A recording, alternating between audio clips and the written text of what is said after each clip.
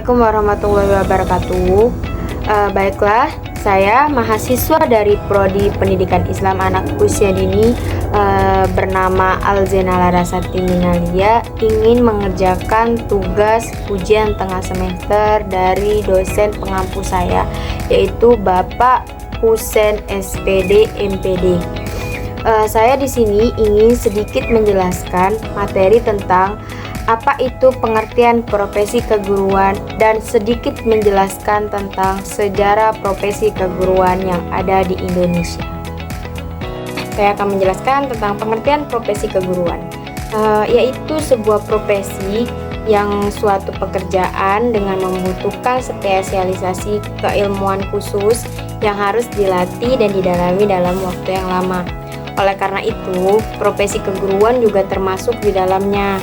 Profesi keguruan adalah salah satu profesi yang tertua di dunia yang memerlukan adanya keterampilan dengan mengajar dan mendidik.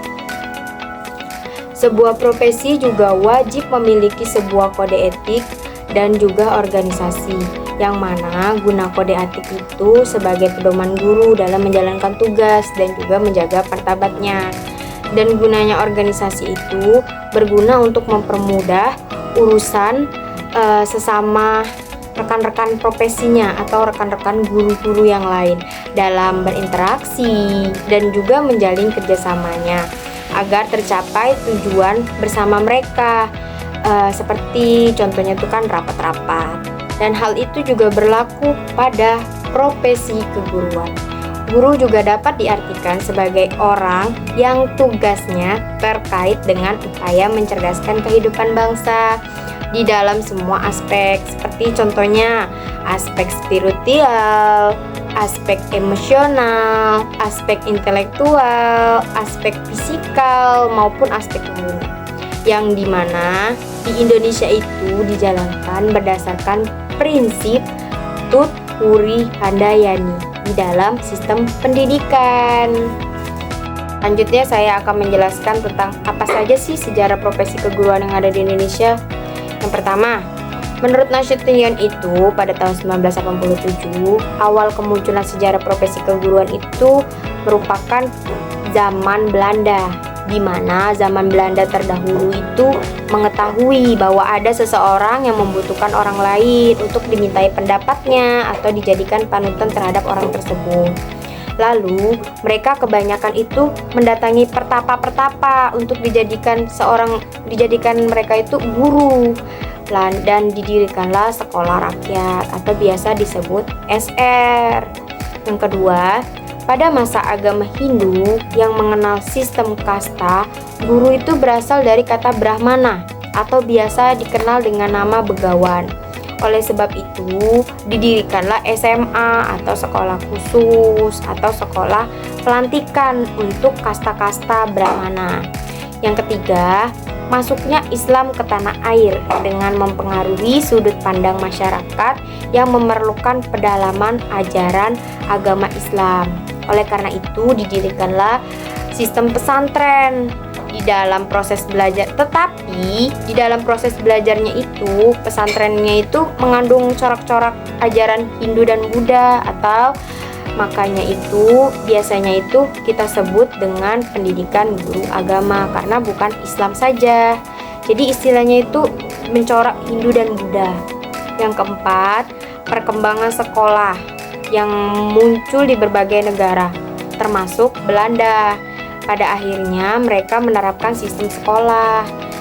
Tetapi situasinya itu berbeda. Sekolah yang mereka perkenalkan itu khusus untuk kaum kolonial, yang terhadap rakyat Indonesia itu tidak diperbolehkan, melainkan diperuntukkan bagi orang Belanda itu sendiri atau kaum ningrat. Maka didirikanlah Sekolah Pendidikan Guru atau SPD.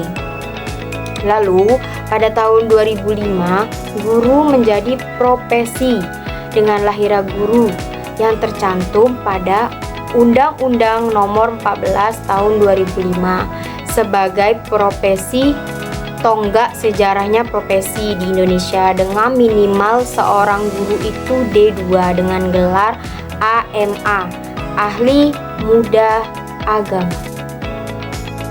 Terakhir, penjelasan saya dari sejarah profesi keguruan ialah itu kan pada tahun 2005 tuh itu sudah terbentuklah profesi atau biasanya disebut dengan guru dengan jabatan-jabatan tertinggi. Nah, dari tahun 2005 sampai masa sekarang, guru itu sudah wajib, jika dia menjadi profesi atau seorang guru itu dia minimal wajib melanjutkan pendidikan di perguruan tinggi.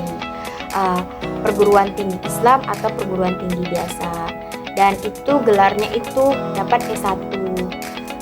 Tapi dia dapat mengajar di sekolah-sekolah biasa seperti di SD, SMP, SMA, SMK, terus MI, MA, MTS, dan yang lain-lain, sekolah-sekolah lain. Tapi jika ia di jenjang S2 atau dia itu mungkin ingin menjadi dosen, itu dia bisa melanjutkan perguruan tinggi dengan gelar S2. Itu dia bisa mengajar di perguruan tinggi berikutnya atau sebelumnya, yaitu dia mengajar mahasiswa dan mahasiswi dengan bidang ilmu dan gelarnya masing-masing. Mungkin itu penjelasan dari profesi keguruan yang ada di Indonesia dan pengertian dari profesi keguruan Indonesia. Jika ada salah-salah kata, mohon maaf. Wabillahi taufiq wal hidayah. Wassalamualaikum warahmatullahi wabarakatuh. See you. Sampai jumpa lagi di next video.